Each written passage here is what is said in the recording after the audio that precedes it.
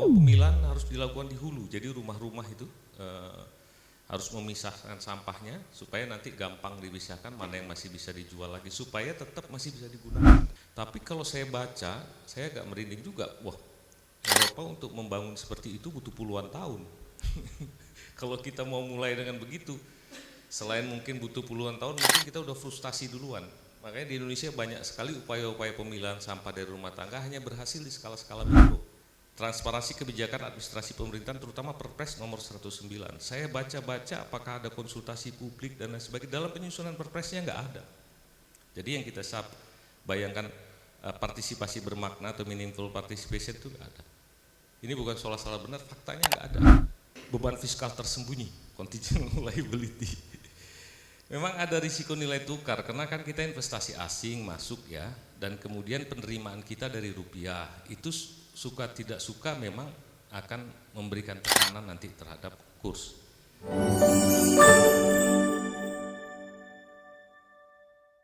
Kebijakan sampah nasional itu antara amanah negara dan akuntabilitas publik. Saya mikir-mikir apa di sana ada Partai Amanah Nasional, enggak juga gitu. Enggak ada. Di sini amanah negara dan akuntabilitas publik. Topiknya memang kebetulan di seputar governance atau tata kelola yang memang biasa saya lakukan. Kita lihat ini ada 6. Nanti satu persatu karena waktunya 15 menit. Mudah-mudahan satu poin saya bisa 2 menit biar pas gitu ya. Nanti kita lebih asik untuk bahasnya di diskusi. Nah, tapi Bapak dan Ibu, supaya agak sama kerangka kita, saya mau melihat ini dalam perspektif tata kelola yang baik. Ada 3 prinsip kan biasanya. Ini sebetulnya kalau kita cari fikihnya mungkin sebetulnya ada Pak di kita ya, cuma kita kurang mendalami aja selama ini. 1, akuntabilitas, partisipasi dan transparansi. Kalau ini diturunkan jadi hak warga negara terhadap negara, maka negara punya kewajiban. Kalau transparansi itu adalah hak untuk tahu, right to know, maka dikeluarkan undang-undangnya, diatur mekanismenya. Partisipasi, seringkali orang membayangkan hadir, tapi ternyata tidak. Kalau saya baca itu agak ngeri saya. Right to be involved in decision making, waduh, untuk dilibatkan dalam membuat kebijakan. Yang menang nih Pak Rahmat nih kalau sudah pakai teknologi. Yang kedua adalah akuntabilitas. Nah, akuntabilitas ini right to claim, hak untuk mengklaim. Jadi ini relasi antara prinsipal dan agent. Jadi kalau saya mau mengklaim ada maladministrasi kemana? Ya ke ombudsman. Ini secara keuangan tidak comply nih. BPK lah yang dibentuk gitu ya untuk itu. Kalau akuntabilitas politik kemana? Ya ke parlemen memang. Parlemen yang harus melakukan pengawasan.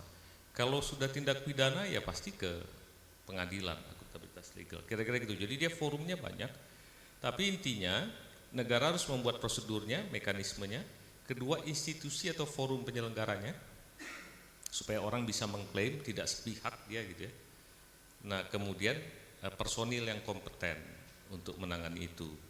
Tadi disebut-sebut ombudsman, terus terang saya minta maaf juga Bapak dan Ibu, saya agak malu juga kemarin ketua ombudsman baru ditahan. Karena memang godaannya tinggi tuh. Baru 6 hari.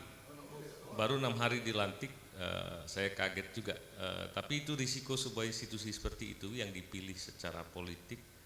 Pada saat kita naikkan marwahnya, yang datang justru yang begitu biasanya Pak. Tapi apa boleh buat lah, mudah-mudahan ke depan jadi lebih baik. Nah, dalam teks seperti tadi kemudian saya mau coba lihat ini sebetulnya pengelolaan sampah ini kok tiba-tiba jadi listrik. Saya buka-buka sejarahnya, dulu memang benar tadi yang disampaikan itu dari sejak abad pertengahan ya. Dia fokus pada yang disebut pembersihan. Salah satu penyebab wabah pest terbesar di dunia yang menelan korban banyak, Inggris, jutaan penduduk habis, itu karena memang orang sembarangan membuang sampah zaman itu. Dan kemudian terjadilah wabah itu yang menelan banyak korban, dan kemudian akhirnya mulai dibangun satu aturan-aturan untuk pembersihan ya. Setiap orang dilarang seperti tadi, bahkan kalau ada WC umum harus di tempat pengharum. Kemudian dia berkembang lagi, berevolusi. Di periode kedua itu mulai dilakukan pengumpulan terorganisir. Di situ mulai ada tempat pembuangan bersama yang keluar namanya TPA yang terkontrol itu ya. Era itu terjadi dan kemudian bertahan lama. Tapi kemudian sampah itu begitu banyak, mulai ada ide-ide untuk mengatur bahwa pemilahan harus dilakukan di hulu. Jadi rumah-rumah itu harus memisahkan sampahnya supaya nanti gampang dipisahkan mana yang masih bisa dijual lagi, supaya tetap masih bisa digunakan. Itu kira-kira Pak, mana yang jadi organik. Tapi kalau saya baca, saya agak merinding juga. Wah, Eropa untuk membangun seperti itu butuh puluhan tahun. Kalau kita mau mulai dengan begitu, selain mungkin butuh puluhan tahun, mungkin kita udah frustasi duluan. Makanya di Indonesia banyak sekali upaya-upaya pemilahan sampah dari rumah tangga hanya berhasil di skala-skala mikro, belum tentu berhasil besar. Nah, Cina mengalami itu juga kesulitan, Jepang juga awalnya mengalami kesulitan. Akhirnya diambil satu tindakan besar gitu ya. Kalau mau dipilah di hulu agak sulit, diambil namanya mass burn. Jadi dibikin pembakaran besar-besaran dan kemudian abunya dipakai untuk reklamasi. Jepang mengalami itu ketika dia mengalami serbuan sampah. Cina juga begitu. Cina bahkan mass burn itu baru dilakukan pada tahun kira-kira 2000-an, 2000 awal ya. Baru tahun 2019 mereka masuk ke waste to energy. Butuh 19 tahun. Negeri ini aneh juga saya pikir. Saya pelajari, oh rupanya 19 tahun itu adalah peralihan satu generasi, dan mereka didik anak-anak itu dari sejak TK untuk menjadi polisi keluarga. Keluarga yang tidak memilah sampahnya akan kena penalti, yang lapor anaknya.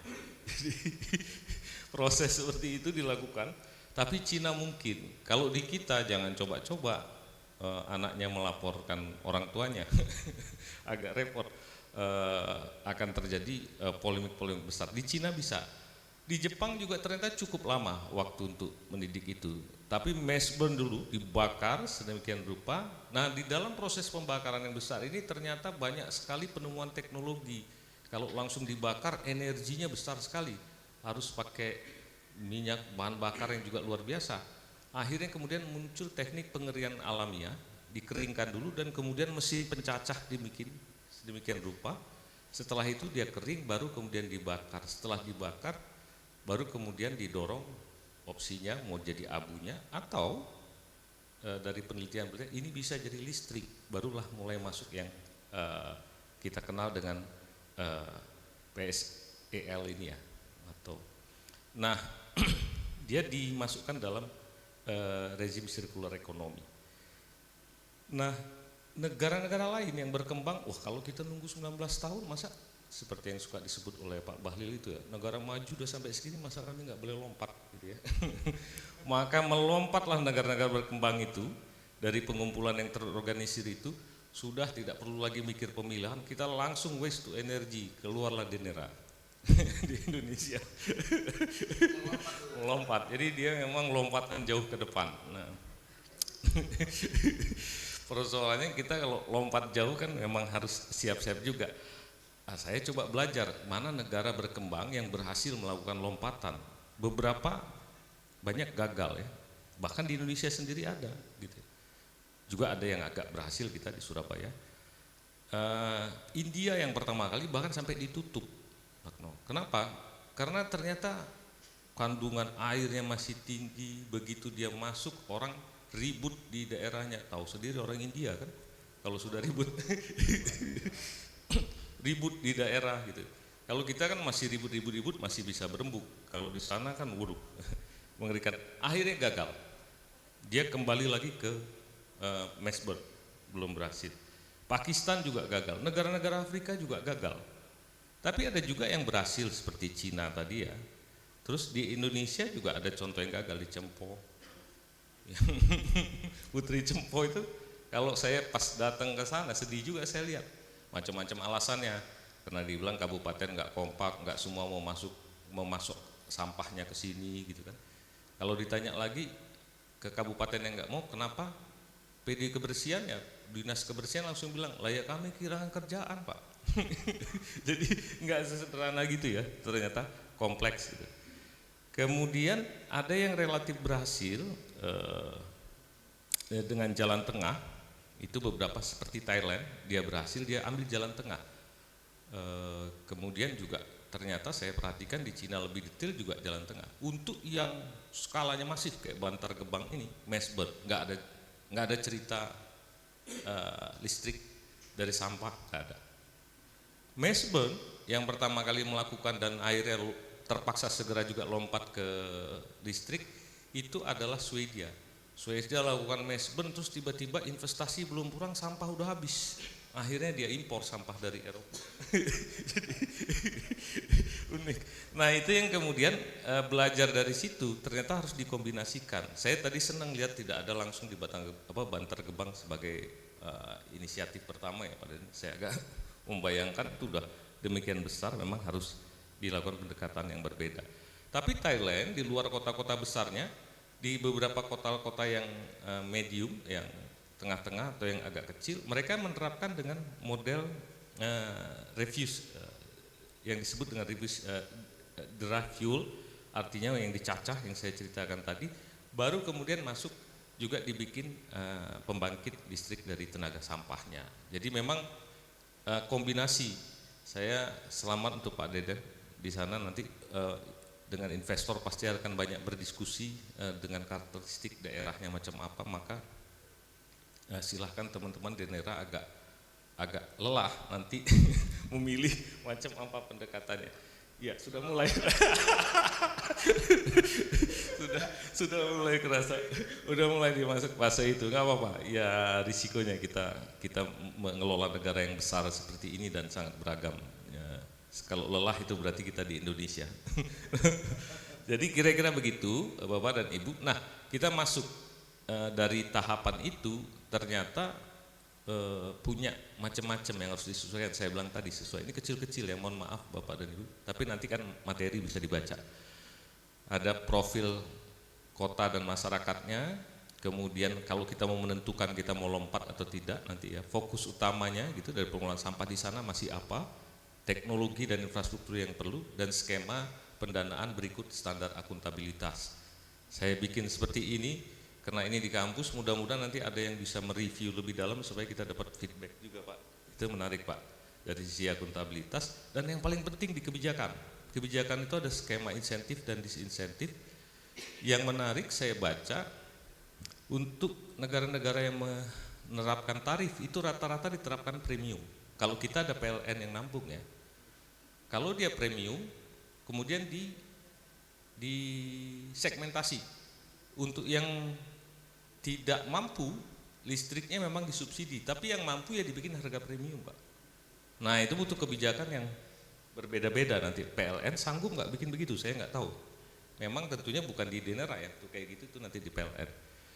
Tapi yang saya juga berpikir, ternyata juga mereka di kota-kota yang mereka sudah menggunakan ini, itu disertai dengan pengenaan pajak untuk landfill tax, yang masih dengan itu dikenakan pajak sedemikian rupa supaya warga merasa listrik itu cukup murah dibandingkan kena pajak kalau kita membuang sampah seperti saat ini. Jadi memang istilahnya deprivasi relatifnya dikelola. Kalau tetap kita dengan pajak iuran seperti sekarang pasti nggak mau kita bayar. Walaupun dibikin tipping fee yang tinggi.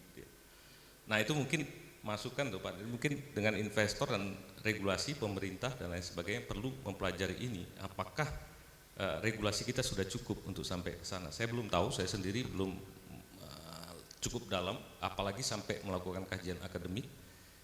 Itu penting kayaknya nanti itu dicatat. Singkatnya kira-kira cerita saya begitu, tapi karena saya dibebani 6 topik tadi, kita akan jalan dengan cepat. Saya flashback sendiri. Pertanyaan dari Pak Rahmat dan teman-teman tadi. Transparansi kebijakan administrasi pemerintahan terutama Perpres nomor 109. Saya baca-baca apakah ada konsultasi publik dan lain sebagainya. Dalam penyusunan Perpresnya nggak ada. Jadi yang kita bayangkan partisipasi bermakna atau meaningful participation itu nggak ada. Ini bukan soal salah benar, faktanya nggak ada. Nah bagaimana kita memperbaiki ketika ini nggak terjadi? Itu kan yang paling penting. Dulu saya di Ombudsman paling sering ketika itu nggak dilakukan, yang terpaksa kita panggil kementeriannya, kita undang para akademisi, kita undang kelompok terdampak, terjadilah konsultasi setelah diterbitkan. Kalau kemudian ada yang urgent, terpaksa kami rekomendasi untuk diperbaiki. Tentunya kadang nggak kita umumkan karena orang kalau merasa malu diumumkan malah nggak mau memperbaiki. Kadang-kadang nggak kita umumkan untuk jaga dignity. Nah, saya nggak tahu apakah Ombudsman hari ini masih melakukan hal seperti itu ya. Nah, kemudian akibat hukumnya bahaya memang kalau kita biarkan tidak segera diambil, tiba-tiba ada serangan mendadak, biasanya langsung judicial review, tiba-tiba perpresnya dicopot, malah repot kan Pak ya, itu rugi semua kita. Jadi situasinya kira-kira seperti itu, tapi rasa-rasanya ini tidak perlu sampai harus ribut ya untuk perpres ini, masih bisa diperbaiki sedikit-sedikit setelah mungkin dianalisis. Di kampus tempat yang enak untuk membahas itu sebetulnya. Kemudian pertanyaan yang kedua di topik, apakah ada indikasi maladministrasi dalam pengadaan konsorsium PSEL? Nah, kalau indikasi masih bolehlah batas indikasi ya. Kalau sudah memutuskan ada maladministrasi saya nggak berani karena harus melalui institusi akuntabilitas yang kita sebut tadi, ada ombudsman, ada KPPU, dia harus masuk ke situ supaya jadi fakta hukum, bukan tudingan. Tapi kalau di kampus kita bolehlah membahas ini ya. Jadi pengadaan yang bersih wajib memenuhi asas transparansi, persaingan sehat, akuntabel dan tidak diskriminatif. Kemarin memang saya dengar ada kericuan sedikit dalam pemilihan konsorsium itu. Mungkin karena waktunya harus cepat, maka kemudian tidak pernah dijelaskan. Beauty contestnya tidak perlu, tidak terdengar ya Pak. Dan tapi koreksi saya ya kalau saya, karena kan saya baru mencari di media dan lain sebagainya. Boleh jadi saya salah. Nah, bagaimana kita mencegahnya kalau ternyata ada maladministrasi? Di Ombudsman itu ada namanya systemic review. Jadi kalau nanti ada dugaan maladministrasi, orang boleh melaporkan atau dilakukan review sistemik. Mana yang harus diperbaiki? Walaupun dia sudah berjalan. Yang paling berat kalau dia menempuh jalurnya bukan lewat ombudsman ke KPPU, bisa-bisa nanti kemudian dibatalkan dan lain sebagainya. Itu yang cost-nya jadi tinggi menurut saya. Tapi saya senang tadi, baru berapa tadi Pak? 3 ya? Yang pertama, tahap awal baru 3. Nah mungkin ini bisa kita jadikan pembahasan bagaimana mengantisipasi agar jangan sampai ada putusan KPPU dan lain sebagainya, ada konflik kepentingan. Apalagi aparat penegak hukum sekarang kalau udah lihat angka TTT itu proyeknya dia langsung itu nanti nggak enak. Lebih baik kita mitigasi dari awal gitu Pak. Itu satu. Nah yang preventif.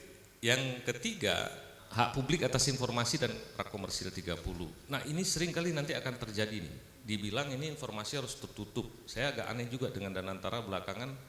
Pembeli obligasi aja informasi mau dilindungi dan bebas dari hukum. Saya nggak ngerti investasi macam apa nanti itu modal. Tapi di sini saya lihat akan terjadi ketegangan antara publik ingin tahu, toh ini menggunakan juga sebagian dana publik gitu ya. Itu ada investasi. Kenapa menggunakan dana publik? Ada tipping fee, ada macam-macam, ada sumbangan dari BPN juga nanti gitu. Maka tempatnya nanti kita kalau berselisih pandang tentang dibuka atau tidaknya itu jangan ribut-ribut terlalu besar, bawa saja ke Komisi Informasi, nanti di sana dilakukan namanya uji konsekuensi bahaya. Jadi ini boleh dibuka dengan teknik pemberian macam apa agar bahaya yang ditimbulkan tidak terjadi. Nah itu yang berhak menentukan Komisi Informasi. Jadi kalau suatu saat nanti Danera dipanggil Komisi Informasi, itu bukan pengadilan, itu semacam tempat sama-sama menguji gitu ya. Jadi nggak usah terlalu menganggap itu pertentangan yang serius. Apa yang paling penting diperhatikan, ini standar-standar ya kalau kita pakai apa namanya itu Santiago Principle, itu adalah pengungkapan informasi utama dan teratur yang harus dilakukan oleh sebuah SWF. Tampaknya saya buka-buka di Danantara belum ada. Danantara membuat regulasi internal tentang ini. Itu PR tapi kayaknya bukan di Danera, itu PR-nya di Danantara, Pak, di holding. Nah, ini pertanyaan ngeri juga nih dari Pak Rahmat. Beban fiskal tersembunyi, contingent liability. Memang ada risiko nilai tukar karena kan kita investasi asing masuk ya, dan kemudian penerimaan kita dari rupiah itu suka tidak suka memang akan memberikan tekanan nanti terhadap kurs. Nah persoalannya tentunya di Danantara harusnya ada orang bagian treasury yang sudah mengantisipasi atau memitigasi semua ini. Ini jadi satu bagian dari itu. Ada atau tidak bagian treasury ini yang sudah mengantisipasi, Pak Rahmat yang bisa kemudian mempertanyakan nanti. Kalau belum ada segera harus ada. Kemudian jauh lebih penting dari mitigasi semacam itu juga harus ada pengungkapan di dalam fiskal kita, di dalam laporan apa namanya itu nota keuangan APBN itu sudah dibikin kontingensi ya, contingency plan ya. Misal ya, dalam berapa lama dia harus melakukan carbon offset supaya bebannya tidak terlalu tinggi. Kalau pakai carbon offset itu kan kemudian perusahaan yang mengelola ini kemudian bisa mengurangi tekanan biaya yang harus ditanggung oleh publik gitu misal. Dengan kata lain juga carbon offset itu semua perusahaan yang juga melahirkan sampah ikut bertanggung jawab untuk membeli sertifikat karbonnya. Bagaimana menjual sertifikat karbonnya nanti kita ngobrol sama Pak Rahmat. Berikut. Iya. Nah, kepatuhan SWF Danantara terhadap Santiago Principle saya sudah coba cek ya untuk prinsip 11, 15 dan lain sebagainya harus kita akui belum terpenuhi lah Pak. Kita bahas, sekarang sedang sibuk laporan keuangan aja belum. Boleh dibilang Danantara klaimnya kan asetnya ya asetnya 16.000 triliun, gede sekali, tapi kalau dalam skor dari Santiago Principle-nya belum bisa masuk di dalam compliance untuk sama-sama bergabung di Santiago Principle ya SWF itu. Itu juga yang menyebabkan saya pikir mungkin karena belum siap teman-teman di Danantara juga tidak memiliki antusias yang cukup gitu untuk berinteraksi sesama SWF di Santiago Principles itu. Kita bisa pahami kalau orang belum punya dandanan yang baik biasanya jarang mau datang ke pesta, nggak apa-apa. Yang keenam, implikasi etis rencana IPO. Ini besar sekali ngomong IPO, kontroversi tentang etis IPO-nya sebuah perusahaan waste to energy seperti ini ya, yang disupport juga oleh dana publik, itu pertanyaannya sama, hampir saya lihat di beberapa negara itu, masa dia sudah dapat dari pajak yang disubsidi, terus dia IPO, kemudian akhirnya orang lain untung, gitu kan? Etis nggak kira-kira? Beda kalau dia private murni. Nah itu fikihnya nanti perlu dipikirin Pak, kira-kira. Nanti MUI bilang mudah-mudahan dari MUI nanti bisa dapat fikihnya yang wise gitu ya. Tapi kalau menurut saya agar tidak terjadi privatizing profit dan kemudian menebar risiko itu ke pemerintah, maka yang paling penting syarat-syaratnya pada batas mana dia mulai boleh IPO. Misalnya sudah melakukan 80% carbon offset supaya bebannya tidak terlalu besar. Nah, tampaknya itu menarik untuk dikonsensuskan, dilakukan suatu konsensus publik yang dipandang wajar itu berapa persen. Nah, MUI itu nanti bisa mengeluarkan ini ya Pak. Kira-kira mungkin itu Pak Den, maaf kalau agak besar, topiknya juga banyak dan mudah-mudahan ini sebagai awal yang baik bagi kita untuk ikut mendorong program penanganan sampah menjadi sumber energi listrik. Terima kasih.